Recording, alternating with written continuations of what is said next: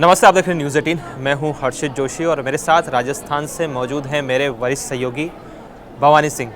भवानी जी नमस्कार, स्वागत है आपका। और आज की सबसे बड़ी खबर तो ये है कि धर्मेंद्र प्रधान ने इस्तीफ़ा दे दिया है और इस्तीफे में उन्होंने ये लिखा है कि पिछले 10 दिनों के घटनाक्रम से मेरा मन दुखी है। यह मेरे लिए व्यक्तिगत प्रतिष्ठा का विषय है। भारत की युवा शक्ति ही इस देश की असली ताकत है। उन्होंने आगे बोला है कि जंतर मंतर पर और देश में जो स्थिति बनी है, इस स्थिति का राष्ट्र विरोधी ताकतें लाभ न उठाएं। देश की एकता बनी रहे। भारत के एक भी विद्यार्थी का भविष्य कानूनी पेचीदगियों में न उलझे। हमारे बच्चे अपना समय पढ़ाई में लगाएं, करियर बनाने पर फोकस करें। इसी बात पर विचार करते हुए मैंने अपना त्यागपत्र माननीय प्रधानमंत्री जी को भेज दिया है। धर्मेंद्र प्रधान का इस्तीफा हो चुका है। भवानी जी, राजस्थान में क्या हलचल है, आप ये बताइए। देखिए हर्षित, नमस्कार। और हर्षित, इसके अंदर इस्तीफे के अंदर एक लाइन और थी और वो काफ़ी इम्पॉर्टेंट है। उस लाइन के अंदर धर्मेंद्र प्रधान ये लिख रहे हैं कि नीट की परीक्षा का जब पेपर लीक हुआ था तो परीक्षा उसके बाद में रद्द की गई और उसके बाद में उनकी एक जिम्मेदारी थी कि किस तरीके से नीट की परीक्षा को सबसे पहले प्रायोरिटी के तौर पर नीट की परीक्षा का आयोजन किया जाए, वो भी पेपर इस बार लीक नहीं हो। तो उन्होंने जो इस्तीफा देरी से दिया उसका एक कारण बताया। उन्होंने बताया था कि वो अपनी जिम्मेदारी से भागे नहीं, उन्होंने बाकायदा नीट की परीक्षा वापस करवाई और ठीक तरीके से करवाई, पेपर लीक नहीं हो, ये सारी जिम्मेदारी निभाई। लेकिन क्योंकि अब जिस तरीके से जो सवाल उठाए जा रहे हैं वो कह रहे हैं कि उसके बाद में उनका मन व्यथित हुआ और उन्होंने इस्तीफा दे दिया। अब हर्षित, सबसे बड़ी बात यह है कि देखिए, ये तो देर आए दुरुस्त आए वाली है कि अच्छी बात है कि एक जिम्मेदारी ली, और मंत्री की जिम्मेदारी लेना अपने आप में कई सारे संदेश है इसके अंदर। पहला संदेश ये है कि देखिए, क्योंकि एक मुखिया के नाते जिस एजुकेशन महकमा बहुत बड़ा है उसके वो मुखिया है और उन्होंने अभी जिम्मेदारी चाहे कैसे ली हो, दबाव में ली हो, प्रेशर में, आंदोलन में ली हो, उन्होंने एक जिम्मेदारी ली है। उस जिम्मेदारी लेने का अब एक फ़ायदा ये होगा कि जो नीचे की संस्थाएं हैं, जो इसके अंदर बाकी संस्थाएं हैं, खासतौर पर नीट के अंदर एनटीए काम करती है, उसकी अकाउंटेबिलिटी उस पर एक आ जाती है कि अकाउंटेबिलिटी एनटीए की भी फिक्स हो। जब मंत्री जिम्मेदारी लेता है तो बाकी संस्थाओं पर भी दबाव बनता है, वो बच नहीं सकती अपनी जिम्मेदारी से। और एनटीए की बात हम हर्षित इसलिए कर रहे हैं कि एनटीए है जो नीट की परीक्षा का आयोजन करता है। अब एनटीए पर कई सारे सवाल अभी से नहीं, काफ़ी पहले से उठ रहे हैं। ये दरअसल पूरा मामला शुरू होता 2024 से। 2024 के जब नीट की परीक्षा आयोजित की गई थी तब एक पिटीशन लगाई गई थी और सुप्रीम कोर्ट के अंदर, और उस दौरान एनटीए को डेटा जारी करना पड़ा था। उसमें जो सामने आया था उसी वक्त मुझे लगता है कि एनटीए को जाग जाना चाहिए था, सरकार को भी, जिसमें देश के अंदर नीट के अंदर 50 टॉप सेंटर थे जहाँ 650 से ज़्यादा नंबर लाने वाले स्टूडेंट्स थे। उसमें से 37 अकेले सीकर से थे और 9 कहाँ से थे? लातूर से थे, जहाँ से पेपर माफिया पकड़ा गया। अब इससे आप अंदाज़ा लगा दीजिए कि इसका मतलब है कि सिस्टम में कहीं ना कहीं सेंधमारी हो चुकी थी। ये मोटे तौर पर 2024 की परीक्षा से एक तरह से लगभग अंदेशा हो गया। जो नीट परीक्षा के अंदर 650 की हम बात इसलिए कर रहे हैं कि जो सरकारी मेडिकल कॉलेज मिलता है वो ज़्यादातर 650 के बाद में मिलता है, 600 650 को ऊपर के, उसके बाद में तय माना जाता है कि जैसे 650 आ गए तो बढ़िया सरकारी मेडिकल कॉलेज उसको मिल जाएगा। और 50 में से अगर 37 सेंटर सीकर से आ जाए, 9 लातूर से आ जाए तो, और सीकर अपने आप में कोई तब तक बड़ा नाम नहीं था। 2024 में पहली बार चमका था सीकर की, इतने बच्चे कैसे सेलेक्ट हो गए। और उसमें से कई सीकर की बात है, ये आप राजस्थान में सीकर की बात कर रहे हैं सबसे ज़्यादा? हाँ, राजस्थान के सीकर की बात कर रहा हूँ। राजस्थान में कोचिंग को लेकर 2 फेमस जो जगह हैं उनमें से एक कोटा है, एक सीकर है। आजकल सीकर का ज़्यादा नाम है कोटा के बजाय। कोटा में स्टूडेंट्स ज़्यादा है लेकिन सीकर ज़्यादा रहा सिलेक्शन के मामले में। तो जो क्योंकि सीकर में अचानक इतने सिलेक्शन बढ़े और राष्ट्रीय औसत से 6 गुना ज़्यादा जो देश का एवरेज हो रहा, 1.3 था उस वक्त औसत देश का जब 2024 का, और 7.48% हुआ था सीकर का। तो इससे आप अंदाज़ा लगा लीजिए। ऐसे टोटल 2700 स्टूडेंट बैठे थे, जिसमें से 2000 से ज़्यादा सेलेक्ट हो गए थे 27,000 में से, जो नंबर लाने वाले थे 600 से ज़्यादा अंकों में। तो उसको लेकर भवानी जी, मैं पूछना चाहता हूं कि जो सीकर की आपने बात करी है, वहां पर जो कोचिंग सेंटर है उस पर काफ़ी प्रश्न चिन्ह भी खड़े होते हैं कि क्या वहां पर जो परीक्षाएं की तैयारी करवाई जाती है वहां पर पेपर लीक से जो संबंधित व्यक्ति हैं उनके भी लिंक रहे हैं, तो इस तरह से सवालों के घेरों में सीकर तो रहा ही है। देखिए हर्षित, सीकर इस बार भी सवालों के घेरे में तब आया था जब सबसे पहले जहां से ये जो पेपर डिस्ट्रीब्यूट हुआ था वो सीकर के अंदर ही जमवारामगढ़ के, जयपुर के जमवारामगढ़ के रहने वाला एक छात्र था जिसके पास पेपर आया था, जिसने पेपर आगे डिस्ट्रीब्यूट किया था। और उसके बाद में जो जमवारामगढ़ का जो छात्र था उसके पास में पेपर आया था, उसका एक भाई था जो पहले पिछले यानी कि 2025 की नीट के अंदर सेलेक्ट हुआ था। ये भी साथ जानकारी में आया था कि 2025 के अंदर भी उसने पेपर खरीदा था, उसके भाई ने, विकास ने, जिसको पुलिस ने अरेस्ट किया था। तो कड़ियाँ सीकर से शुरू होती है, जहाँ से पता लग रहा था कि पेपर, इसका मतलब है कि लीक हो रहा था। अब अगर 2025 के अंदर कार्रवाई शुरू होती और ये सफाई जो लग रहा है कि सीबीआई हालांकि काफ़ी अच्छा काम कर रही है, सीबीआई ने तकरीबन काफ़ी लोगों को पकड़ा है जिसमें पेपर माफिया है, जो कोचिंग संचालक था लातूर का उसको भी पकड़ा।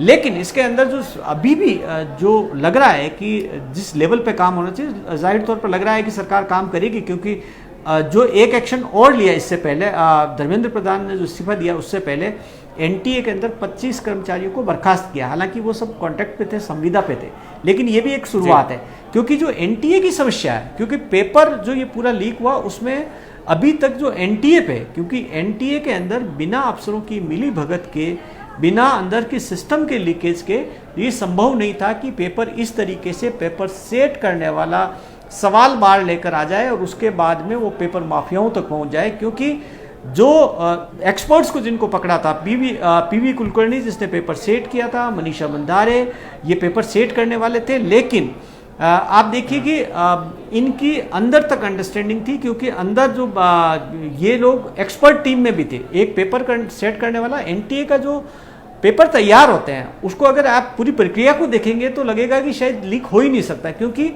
किसी एक एक्सपर्ट्स का पेपर आ जाए ये गारंटी नहीं। वो एक्सपर्ट्स जिसने पेपर अगर बनाकर दिया, उसने चाहे बायोलॉजी का या फिजिक्स का, तो वो पेपर उस हूबहू वैसा पेपर नहीं आता, क्योंकि उससे पेपर लिया जाता, उसके बाद में सवालों का एक क्वेश्चन बैंक होता, सबको मिक्स कर दिया जाता, पेपर आते हैं, फिर उसके बाद में अंदर एक एक्सपर्ट्स की टीम बैठती है, जो सारा मिक्स सवाल होता क्वेश्चन बैंक, यानी अलग अलग एक्सपर्ट्स से जो पेपर लिया उनमें से मिक्स करके फिर उसमें से पेपर सेट किया जाता, वो पेपर आता है।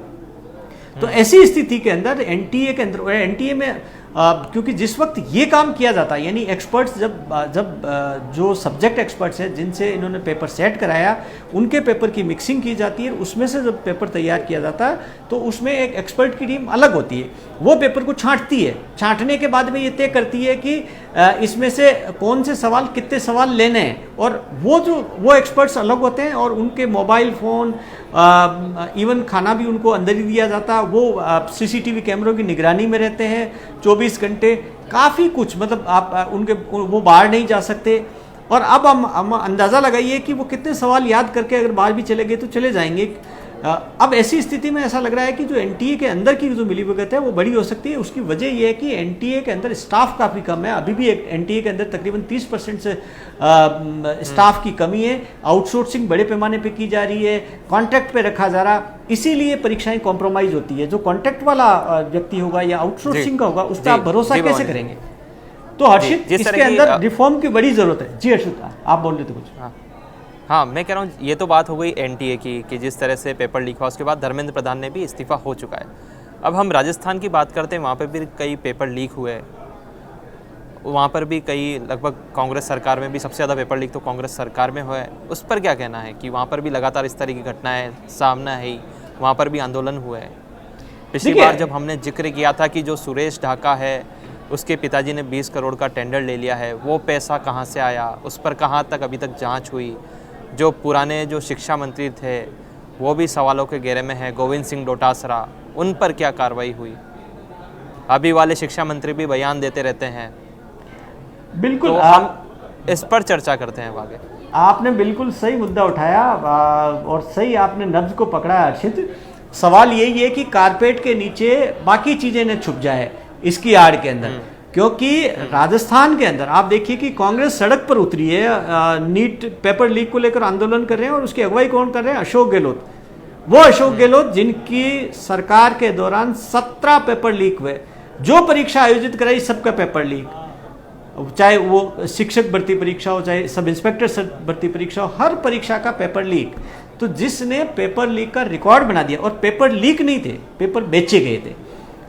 एक तो ये होता कि बाहर आ गया, लीक हो गया, तब आरपीएससी राजस्थान लोक सेवा आयोग है जो परीक्षाएं आयोजित करती है, बड़ी परीक्षाएं, उस परीक्षा के अंदर आरपीएससी के अंदर जब बाबूलाल कटारा जो आयोग का मेंबर था, आप जब वही रामूराम राय का जो आयोग का मेंबर था, उन दोनों ने, आप देखिए रामूराम रायका ने अपने बेटे बेटी के लिए पेपर ले लिया, खुद आयोग का अध्यक्ष, और उसके बाद में बाबूलाल कटारा आयोग का सदस्य, बाबूलाल जो रामूराम रायका था, और दूसरा सदस्य थे बाबूलाल कटारा। बाबूलाल कटारा से पेपर लेता, उठ के बेटे बेटी एसआई का एग्जाम देते हैं, और बाबूलाल कटारा आरपीएससी का मेंबर खुद पेपर बेच रहा है, पेपर माफियाओं को बेच रहा है। उसने पेपर माफियाओं को पेपर बेचे, सौदा किया, सब इंस्पेक्टर भर्ती परीक्षा का पेपर भी बेचा, और सेकंड ग्रेड भर्ती परीक्षा का पेपर भी बेचा। अब इस पूरे मामले के अंदर आप उस वक्त और कड़ा एक्शन होना चाहिए था।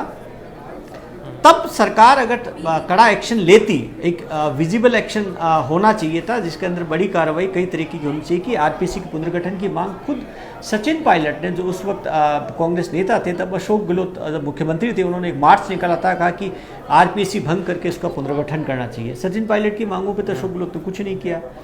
गोविंद सिंह डोटासरा जो उस वक्त शिक्षा मंत्री थे, उन पर सवाल उठे थे कि जब वो शिक्षा मंत्री थे तो उनके दो बेटे थे जो आरएस के अंदर सेलेक्ट हो गए, और सेलेक्ट तो किसी के भी हो सकते हैं, कोई उसमें नहीं है कि वो पढ़कर अगर सेलेक्ट हुए अगर तैयारी करके, लेकिन जो इंटरव्यू में उनको नंबर दिए थे, सवाल वहाँ से खड़े हुए थे कि 80-80 नंबर दे दिए गए, जबकि वहाँ पर नहीं भवानी जी पढ़ने में होशियार भी तो हो सकते हैं ना, होनहार बच्चे होंगे दोनों। बिल्कुल आप ये कह सकते हैं, लेकिन होनहार बच्चे हो सकते हैं, लेकिन जो टॉपर थे, जिसके अंदर जो मेरिट के अंदर बच्चे थे, उनसे भी उनसे ज़्यादा मार्क्स नंबर आए। जो टॉप 3 के अंदर बच्चे थे, उनसे भी उनके ज़्यादा नंबर आए, कईयों के उनके भी नंबर कम आए। तो या तो हो सकता हो कि उनकी लिखित परीक्षा में शायद एग्जामिनर ने गलती की कि उनको कम मार्क्स दिए होंगे, वो शायद हो सकता है टॉपर से ज़्यादा होनहार होंगे। या इंटरव्यू में जो नंबर आए थे, आ सकता है इंटरव्यू अपने आप में अलग स्किल है, लेकिन सवालों के घेरे में, क्योंकि वो उस वक्त शिक्षा मंत्री थे, उस टाइम वो सरकार के अंदर थे, और उस टाइम इस तरीके से होना, तो कई सारे सवाल खड़े हुए। अब सवाल उससे आगे बढ़ता है कि एक तो ये है कि जब गहलोत सरकार थी तब उन्होंने रिफॉर्म्स को लेकर कुछ नहीं किया। आरपीएससी के अंदर रिफॉर्म्स होना चाहिए था, परीक्षाओं को लेकर एक पारदर्शी परीक्षा कैसे हो। भवानी जी मैं आपको थोड़ा सा रोकना चाहता हूँ, पर आपने ये बात बहुत ज़बरदस्त बोली कि जिस सरकार में 17 पेपर लीक हुए, अशोक गहलोत की सरकार में, और उसी की अगुवाई वो कर रहे थे पेपर लीक के विरोध में। ये तो बहुत बड़ा कह सकते हैं ना, पैराडॉक्स, एक तरह से विरोधाभास है। देखिए कई सारे विरोधाभास है। उस टाइम तो ऐसा लग रहा था कि राजस्थान के अंदर ये परसेप्शन बन गया कि अगर आपके पास पैसा है तो आप परीक्षा देने से कुछ नहीं होगा, आप सेट करिए। लोग, हम देख रहे थे कि स्टूडेंट जो परीक्षा देने वाले थे, वो एग्ज़ाम देने के वाले के बाद में ये दलालों को ढूंढते नजर आते थे, क्योंकि ये आम धारणा हो गई थी। तो उस वक्त पूरी परीक्षा एक तरह से कॉम्प्रोमाइज हो गई थी। तो कांग्रेस को तो कहने का हक ही नहीं है, जिसके राज के अंदर सब कुछ हुआ। लेकिन उसके बाद में सरकार बदल गई तो कुछ चीज़ें बदलाव हुआ, लेकिन अभी भी राजस्थान के अंदर काफ़ी कुछ बदलना जरूरी है। क्योंकि सुरेश ढाका जो पिछली अशोक गहलोत सरकार के दौरान 17 में से 10 परीक्षाओं के पेपर लीक का मास्टरमाइंड है, सबसे बड़ा मास्टर। आप देखिए जिसमें 10 लाख का इनाम घोषित है, जो तब से लेकर 2023 से लेकर अब तक फरार है। ने तो पहले वाली सरकार के दौरान पकड़ा गया, ने अब पकड़ा गया। एसओजी वही है। अब आप देखिए कि उसको एसओजी अरेस्ट क्यों नहीं कर पा रही है, बाकी सारे आरोपियों को पकड़ लिया। पहले ये आरोप लगाया जा रहा था कि वो उसके कांग्रेस के नेताओं से मिली भगत है, तो अब तो सरकार बीजेपी की है, बीजेपी क्यों नहीं। और उससे बड़ा सवाल ये है कि उसके पिता को जो 20 करोड़ का बजरी का टेंडर दिया गया, आप अंदाज़ा लगाइए कि एक पेपर माफिया जिसकी तलाश की जा रही है, और जो जिस वो कोचिंग के अंदर जो संचालन करता था, जिसका उस कोचिंग किराए पे चल रही थी, उसको उस पर बुलडोजर चला दिया। लेकिन उसके पिता के पास में 20 करोड़ कहाँ से आए, कहाँ से कैसे उसने बजरी का ठेका ले लिया, जबकि इस पूरे मामले में पेपर लीक के अंदर ये तक किया जा रहा था कि परिवार के कईयों के, एक भूपेंद्र शारण एक और आरोपी था, इसका सहयोगी था ढाका का, उसका घर और किस परिवार में किसी सदस्य के नाम था, शायद पत्नी के नाम था, उस पर बुलडोजर चला दिया। लेकिन उसके पिता को 20 करोड़ का जब ठेका दिया गया, तब सरकार ने क्यों नहीं पूछा? इसी सरकार ने दिया, बीजेपी की सरकार ने। भवानी जी, एक बात 2024 और आपने भवानी जी, आपने पिछली बार ये बताया था कि जो सुरेश ढाका है उसकी महिला मित्र हैं, वो आरएलपी से जुड़ी हुई है और अध्यक्ष है वो किसी महिला विंग की, और आरएलपी वही पार्टी है जिसकी हनुमान बेनीवाल अगुवाई करते हैं। और वो क्या करते हैं? वो विरोध करते हैं अगर पेपर लीक हुआ है या जो कांस्टेबल भर्ती है। तो ये भी तो देख सकते हैं ना कि जिस पार्टी से जुड़ी हुई है उसका जो अगुवा है वो विरोध करता है और वो पार्टी में जुड़ी हुई महिला। देखिए, हनुमान बेनीवाल अभी तो ये क्या चल रहा है? मतलब ये तो कुछ समझ से परे हैं ये सब चीज़ें। तो देखिए, हनुमान बेनीवाल अभी सीजेपी का प्रोटेस्ट, वो अभी दिल्ली के अंदर जो जंतर मंतर पे चल रहा है, सभी वो ये मान के चल लो स्टूडेंट का प्रोटेस्ट है। अभी हनुमान बेनीवाल वहाँ पर भी गए थे। हनुमान बेनीवाल ने एसआई भर्ती परीक्षा के अंदर जो पेपर लीक का मुद्दा उठाया, लेकिन उसी परीक्षा के पेपर लीक का मास्टरमाइंड सुरेश ढाका के साथ में स्पर्धा चौधरी उसके पिता, जो सुरेश ढाका के पिता है, उसके बजरी के ठेके पर रील बना रही है, लगातार आ जा रही है। कहा जा रहा है कि वही काम का संचालन कर रही है। कुछ लोग कह रहे हैं कि सुरेश ढाका से काफ़ी उसकी नज़दीकी है। तो अब सवाल ये है कि और स्पर्धा चौधरी आरएलपी की महिला विंग की अध्यक्ष रही। अब हालांकि ये दावा किया जा रहा है कि वो आरएलपी के अंदर नहीं है। उसने 2023 के इलेक्शन में जब चुनाव लड़ा उसके बाद छोड़ दिया उसने। लेकिन हनुमान बेनीवाल को आगे आकर साफ करना चाहिए कि स्पर्धा चौधरी से आरएलपी का कोई संबंध है या नहीं है, और कम से कम नहीं भी हो तब भी, क्योंकि उनकी पार्टी के अंदर लंबे समय तक उसने साथ में रही है और ऐसे ही मामलों के अंदर वो आंदोलन करती रही है, तो हनुमान बेनीवाल को इस पूरे मामले पर बयान तो ज़रूर देना चाहिए। और ये जाहिर तौर पर उन पर भी काफ़ी सारे सवाल खड़े हो रहे हैं, और सवाल कई सारे हैं। सवाल ये भी है कि क्या सुरेश ढाका, दो सवाल अभी भी बाकी है कि इस पूरे मामले में, ये आप देखिए कि पूरा पैटर्न है, ये किसी पार्टी या सरकार से जुड़ा हुआ नहीं है। एक पूरा माफिया तंत्र है पेपर लीक के अंदर, जिसमें पूरी एक सिस्टम इन्वॉल्व है। तो जब तक कि जैसे एनटीए के रिफॉर्म की बात कर रहे हैं, वैसे ही राजस्थान में आरपीएससी के रिफॉर्म भी होना चाहिए। आरपीएससी के अंदर आप अभी भी जो सेक्रेटरी हैं वो उसी कांग्रेस के, जब पिछली सरकार में जब पेपर लीक हो रहे थे तब भी वही थे, आज भी वही हैं।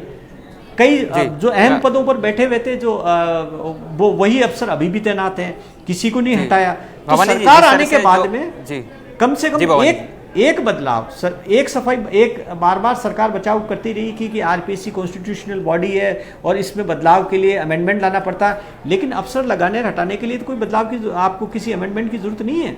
कम से कम जी भवानी जी, जिस तरह से आपने बताया कि जो प्रोटेस्ट है, आपने हनुमान बेनीवाल की बात करी, डोटासरा की बात करी, अशोक गहलोत की बात करी, तो जो हमारा ये शो है वो राजस्थान पर केंद्रित है कि राजस्थान के अंदर क्या विषय है, हम उसी टॉपिक पर चर्चा करते हैं। लेकिन यही राजस्थान के नेता जब दिल्ली के अंदर आते हैं, वो सीजेपी के प्रोटेस्ट में शामिल होते हैं और वहाँ पर तरह तरह की बयानबाजी करते हैं कि ये सब चीज़ें गलत है। लेकिन जब उन्हीं के राज में जब ये सब हुआ था, चाहे वो अशोक गहलोत हो, चाहे डोटासरा हो, और आपने हनुमान बेनीवाल का भी जिक्र किया कि किस तरह से वो महिला, जो सुरेश ढाका की महिला मित्र हैं, वो उन्हीं की पार्टी से जुड़ी हुई है, तब उस विषय में जब राजस्थान के अंदर सब ये सब चल रहा है, तो वहाँ पर ये नेता मौन क्यों हो जाते हैं? वो क्यों बात नहीं करते हैं इन विषय पर? दिल्ली में आके तो वो स्टेज पर चढ़ जाएंगे, ये सब चीज़ें गलत है, लेकिन कह रहे हैं ना कि दिया तले अंधेरा, कि अपने ही राज में सब हो रहा है, तो वहाँ पर ये सब मतलब होठ क्यों सिल लेते हैं, क्यों चुप हो जाते हैं? देखिए, मार्च तो हनुमान बेनीवाल ने लंबा धरना दिया था जयपुर के अंदर, जब सब इंस्पेक्टर भर्ती परीक्षा का पेपर लीक हुआ था। ऐसा नहीं कि आंदोलन नहीं किया या कांग्रेस नहीं कर रही, कांग्रेस ने भी किया। लेकिन हर्षित, आपकी नैतिक ताकत, नैतिक साहस और आपकी ईमानदारी तब कही जाती है जब जो आप पर सवाल उठ रहे हैं, उन सवालों का आप जवाब दोगे। उन सवालों को पे आप पर कई सारे, अगर कांग्रेस पे अशोक गहलोत खुद सवालों के अंदर इतने घिरे हुए हैं, और आज जब वो ये बात पेपर लीक की बात करते हैं, तो जो युवा है वो जानते हैं कि हुआ क्या था, उस टाइम क्या हो रहा था। हालांकि अभी भजनलाल सरकार ने एक डेटा जारी किया, उन्होंने आंकड़ा जारी किया, उन्होंने कहा था कि उनके राज के अंदर कोई पेपर लीक नहीं हुआ, उनके राज के अंदर उन्होंने इतने पेपर माफियाओं को इनको अरेस्ट किया, इतनी गिरफ्तारी दी, एसआई के अंदर ये किया, ये आप आंकड़े अपनी जगह ठीक है, ये मोटे तौर पर नहीं, लेकिन अभी कई सारी खामियां यहाँ पर है सिस्टम के अंदर, परीक्षाओं के अंदर कई सारे ऐसे मामले सामने आए हैं। यहाँ पर भी कर्मचारी चयन बोर्ड है, उसके अंदर भी है। तो यहाँ पर दोनों संस्थानों के पिछली बार अशोक गहलोत सरकार ने क्या किया था कि जैसे ही उनको पे सवाल ज़्यादा खड़े हुए तो उन्होंने, क्योंकि चुनाव में जा रहे थे इसलिए दोनों जगह पर आर्मी से जुड़े हुए लोगों को अपॉइंट कर दिया। कर्मचारी चयन बोर्ड का अध्यक्ष आलोक राज को बना दिया था और आरपीएससी के अंदर सदस्य अपॉइंट किया था आर्मी से रिटायर्ड हुए कर्नल केसी सिंह को, जिनको लेकर काफ़ी विवाद हुआ।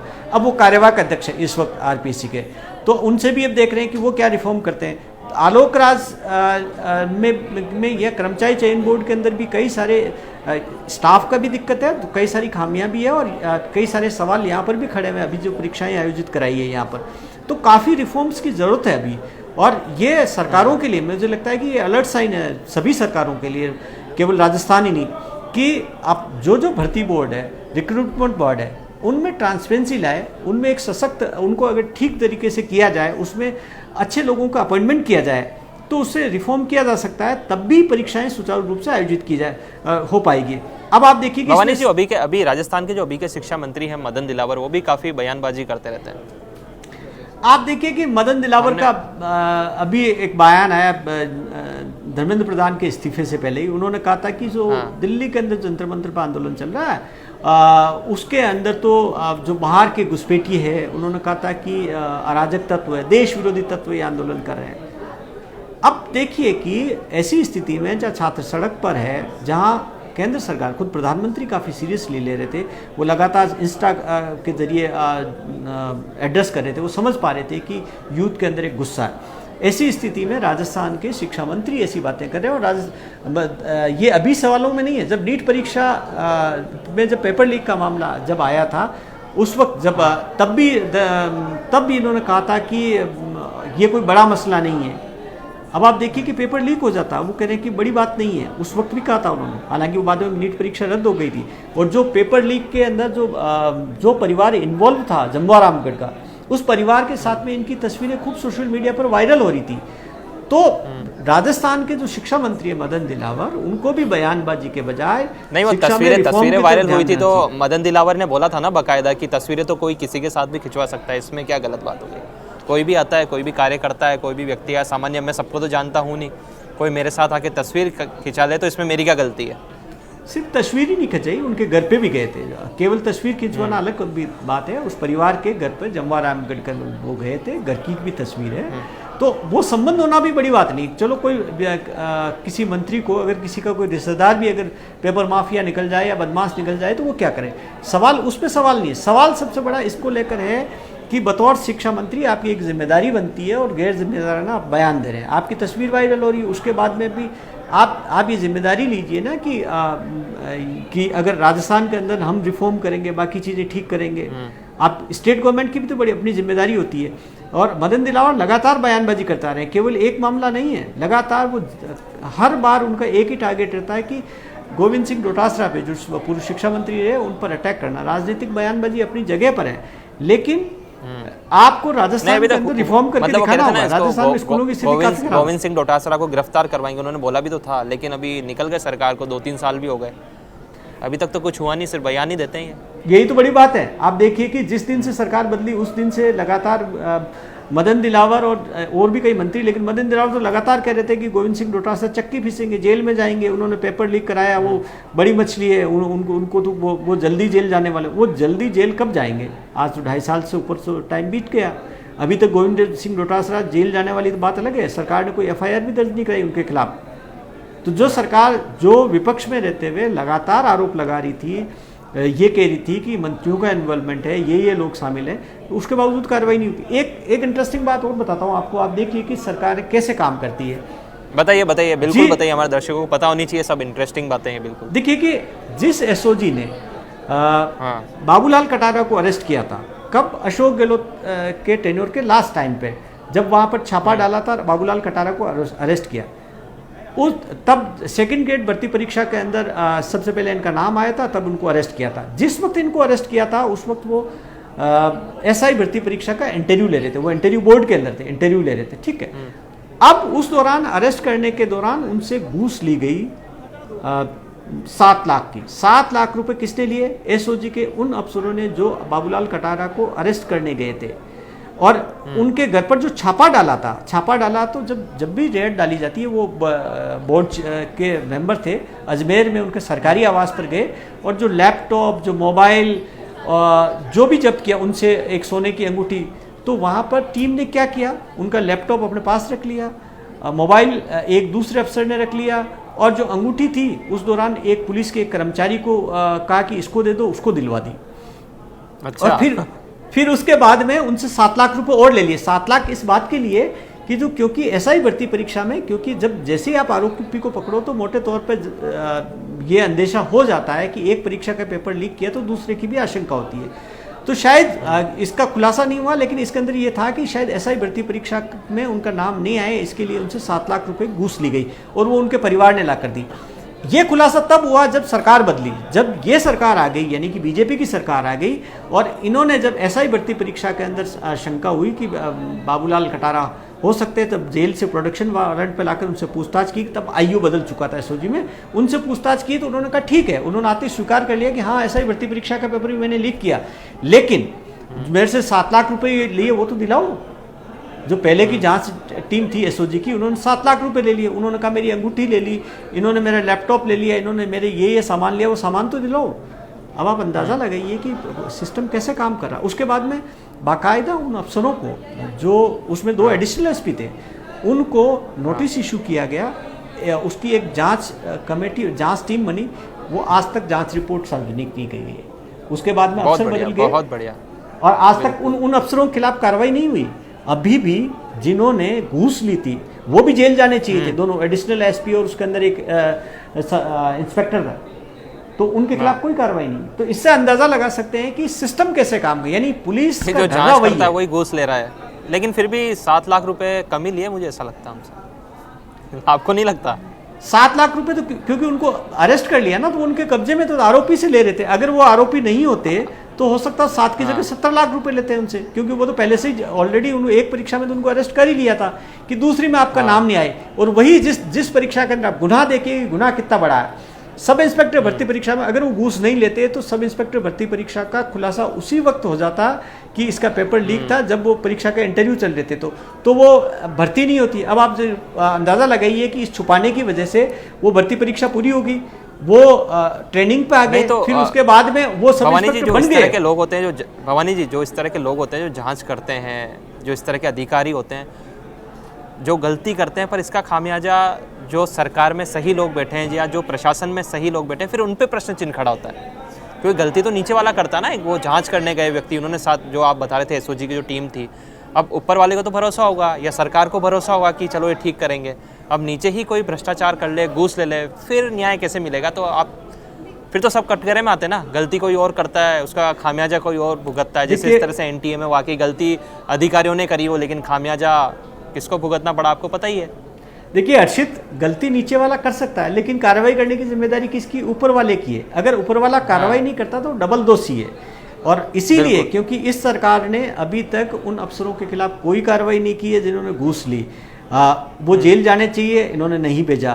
तब जब तक की जांच रिपोर्ट इनके पास में है, जब तक कि ये जानते हैं, जानते हुए भी उनके खिलाफ कार्रवाई नहीं करना। इससे क्या होता है? इससे बल मिलता है जो भ्रष्टाचार करने वाले हैं, क्योंकि अब जो जांच एजेंसी के अंदर दूसरे अफसर जांच कर रहे हैं वो भी सवालों के घेरे में हैं। कई सारे आरोप लग रहे हैं कि एजेंसी के अफसर क्या कर रहे हैं। तो एसओजी के अंदर भी जो जांच एजेंसी है वो भी कुछ दूध की धली, उस पर भी कई सवाल खड़े हो रहे हैं। तो सवाल ये है कि आप एजेंसी को निष्पक्ष रखें। इसके लिए जो लोग भी, अगर आप मान कर चलिए कि अगर 100 लोग हैं तो 100 लोग थोड़ी गड़बड़, उसमें से 1-2 होते हैं। अगर आपने 1-2 को टाइट कर दिया, उनके खिलाफ कार्रवाई कर दी, तो बाकी के अंदर एक मैसेज जाएगा। इससे जांच भी अच्छे से होगी और कार्रवाई भी अच्छे से होगी। तो आप अगर ये नहीं करेंगे तो जाहिर तौर पर मुश्किल आएगी। अब आज ही एक मामला आ गया जिसके अंदर ये हुआ था कि जो रोहित गोदारा के मामले में जो सरकारी वकील है उसने घूस ले ली और आरोपी को बचा लिया। तो ये तब भी होता है जब ऊपर के लेवल पे एक एक्शन नहीं लिया जाता। इसलिए दो चीज़ें, रेस्पॉन्सिबिलिटी और अकाउंटेबिलिटी, दो ज़रूरी है। रेस्पॉन्सिबिलिटी सरकार की होती है, मुख्यमंत्री मंत्री की होती है, अकाउंटेबिलिटी ब्यूरोक्रेट्स की होती है, उनकी जिम्मेदारी, क्योंकि इसके अंदर, इस पूरे के अंदर ऊपर जिम्मेदारी ले ली जाती है लेकिन नीचे का छत्ता बच जाता है जो असली करने वाला, तो उनकी अकाउंटेबिलिटी भी फिक्स होनी चाहिए। और ये कार्रवाई ये भी तय होना चाहिए कि अगर मान लीजिए कि पेपर लीक होता, बाकी चीज़ें होता, तो वो पहले से अकाउंटेबल होंगे, उनके खिलाफ कार्रवाई होगी। अगर सब चीज़ें में इसमें ये सही मौका है अभी सभी सरकारों के सामने, केंद्र सरकार के सामने भी, अब परीक्षा को लेकर, क्योंकि राजस्थान में बड़ी तादाद में परीक्षाओं में बैठते हैं, परीक्षाओं के अंदर एक भरोसा डगमगाए नहीं, जो डगमगाया वो ठीक हो, इसके लिए काफ़ी सारा एक एक्शन प्लान बनना चाहिए और एक्शन लिए जाने चाहिए। जी चलिए भवानी जी, जिस तरह से आपने बताया कि राजस्थान के अंदर 17 पेपर लीक हुए और उसी की अगुवाई मुख्यमंत्री जो तत्कालीन अशोक गहलोत कर रहे थे, जो नीट पेपर लीक हुआ उसके विरोध में, चाहे वो शिक्षा मंत्री हो गोविंद सिंह डोटासरा, राजस्थान के पूर्व शिक्षा मंत्री, वो भी कह रहे थे कि पेपर लीक नहीं होना चाहिए, जबकि 17 पेपर लीक हुए थे। आज हमने इसी पे चर्चा करी थी कि राजस्थान में जो सुरेश ढाका है वो अभी तक पकड़ा नहीं गया, उसके पिता 20 करोड़ का टेंडर ले लेते हैं, उसकी जो महिला मित्र हैं वो बजरी का कारोबार करती है उन्हीं पैसों से। इस तरह के आरोप लगातार राजस्थान के अंदर सामने आ रहे हैं, क्योंकि जनता भी जानती है ना कि क्या चल रहा है राजस्थान के अंदर, कि जो आरोपी है उसके पिता को टेंडर दे दिया जाता है या उसकी जांच चल रही है जांच अभी, या हो गई पूरी। देखिए, हमने जब पिछली बार बात की थी, अभी तक एसओजी ने वो जो जांच, इसको लेकर एसओजी की टीम पहुंची भी थी वहां पर भी, क्योंकि हमने पिछली बार बात करी थी जब जांच का इस तरह से था कि जांच होने वाली या कुछ था ऐसा, उस पर क्या आगे बढ़ी अभी तक? कोई जांच अच्छा, नहीं हुई, अभी तक कोई जांच नहीं हुई। अभी तक एसओजी ने कुछ नहीं बताया कोई जांच हुई है, सरकार की ओर से बताया गया किसी तरीके से जांच सब ठंडे बस्ते के अंदर चली गई। अभी जांच खान मंत्रालय को जिन्होंने आवंटन किया और उनको जांच करनी चाहिए, सरकार को एक जांच करानी चाहिए कि आखिर दे कैसे दी, जबकि ये पता था कि सुरेश ढाके का पिता है और इस 20 करोड़ रुपए कहाँ से आए इसके पास में, पहले ये जांच होनी चाहिए थी। कैसे, भले किसी प्रक्रिया से, ऑनलाइन टेंडर प्रक्रिया से, किसी प्रक्रिया से दिया, और अगर दे भी दिया, ये भी गलती मान लीजिए कि कई बार आपको पता नहीं था, आप खो गए, तो उसके बाद में जब सामने आ गया, उसके बाद में तो जांच होनी चाहिए थी, उसका टेंडर रद्द किया जाना चाहिए था, निलंबित कर बिल्कुल देते। जिस तरह से जी बिल्कुल भवानी जी, जिस तरह से जो आपने बताया था कि सुरेश ढाका है, उसके पिता ने 20 करोड़ का टेंडर लिया, अभी तक जांच ठंडे बस्ते में है, और अब जांच नहीं हुई अभी तक पूरी। तो जिस तरह से जो जिम्मेदार लोग हैं राजस्थान के, जो पेपर लीक, जिन अपराधियों ने करवाए पेपर लीक, जो लाखों बच्चों के साथ जिन्होंने खिलवाड़ किया, उस पर अभी तक सही फैसला नहीं आया। बात भी की थी हमने कि किस तरह से पूर्ववर्ती सरकार भी जिम्मेदार रही है पेपर लीक के अंदर, कहीं ना कहीं जो शिक्षा मंत्री थे पूर्व, उनके ऊपर भी सवाल खड़े होते हैं, लेकिन जो अभी सरकार ही है वो वहाँ पर भी जांच अभी ठंडे बस्ते में है।